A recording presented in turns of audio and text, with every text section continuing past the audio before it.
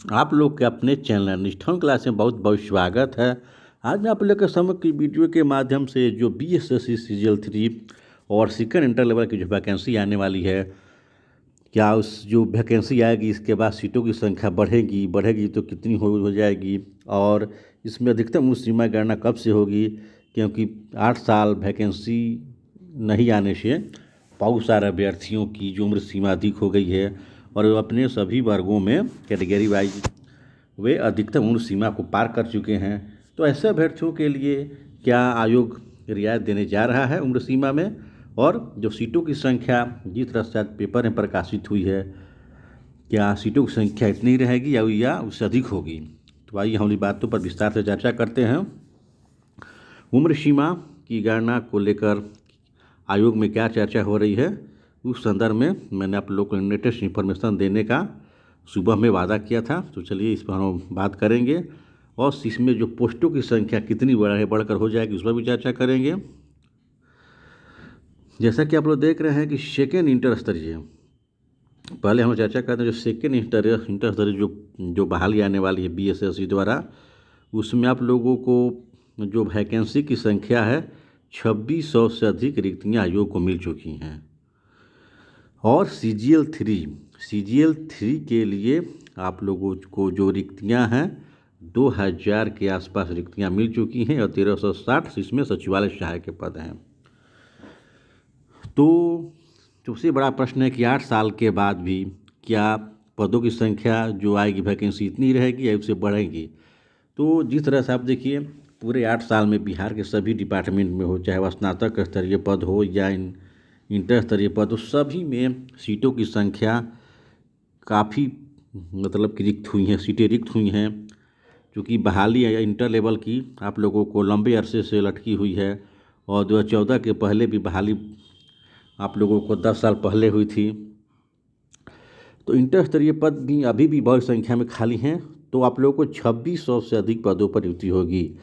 तो जिस तरह देखिए जो बहाली आएगी वह 2600 के आसपास पदों पर आएगी, लेकिन बहाली क्लियर होते होते यानी आप लोगों को अंतिम रूप से जब आप लोगों का जो बहाली प्रक्रिया संपन्न होगी तो लगभग उसमें 4 से 5 हज़ार पद होंगे, यानी 4 से 5 हज़ार पदों पर सेकेंड इंटर लेवल की बहाली संपन्न होगी। प्रारंभिक पर आप लोगों को विज्ञापन के बाद इसमें बहाली संपन्न होने के पूर्व इसमें पदों की संख्या बढ़ेंगी, अप्रत्याशित ढंग से बढ़ेंगी, और 4 से 5 हज़ार पदों पर अंतिम तिथि तक बहाली होगी।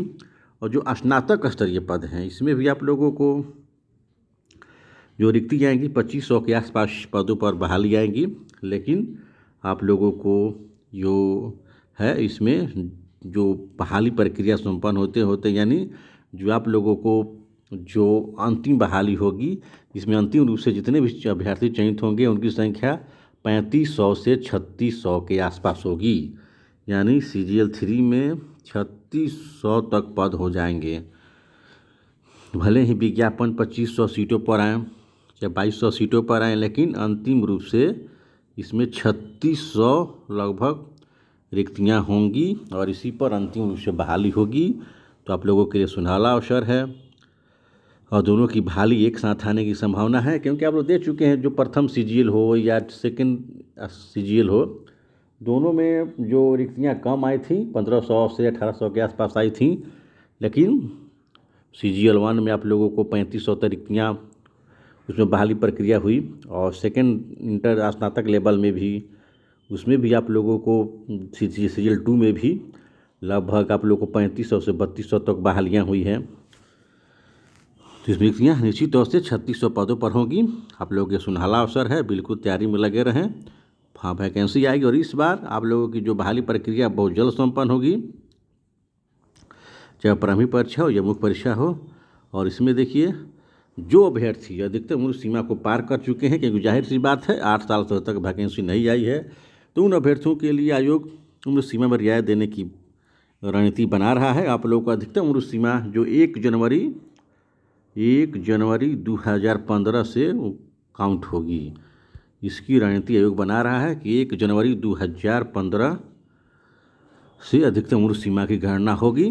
तो ऐसे अभ्यर्थियों के लिए जिनकी उम्र सीमा आयोग या सरकार की गलती के कारण लैप्स हो चुका है, उन लोगों को सुनहरा अवसर मिलने जा रहा है। और आप लोग बिल्कुल तैयारी में लगे रहें और यह बहाली बहुत जल्द देखने को मिलेगी और यह वैकेंसी भी बहुत जल्द पूरी होने की उम्मीद है। आयोग जो वैकेंसी लाने की रणनीति बना रहा है, उसके साथ साथ प्रारंभिक और मुख्य परीक्षा की भी रणनीति बना रहा है। हो सकता है कि जो नई वैकेंसी आए उसमें प्रारंभिक और मुख्य परीक्षा की भी तिथि अंकित हो, इसकी प्रबल संभावना है।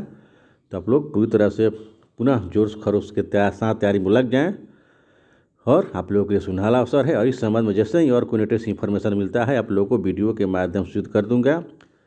इतनी सारी बहुत सारी ढेर शुभकामनाओं के साथ आपसे विदा लेता हूँ। नेक्स्ट वीडियो में किसी नई इन्फॉर्मेशन के साथ फिर उपस्थित होऊंगा। तब तक के लिए जय हिंद।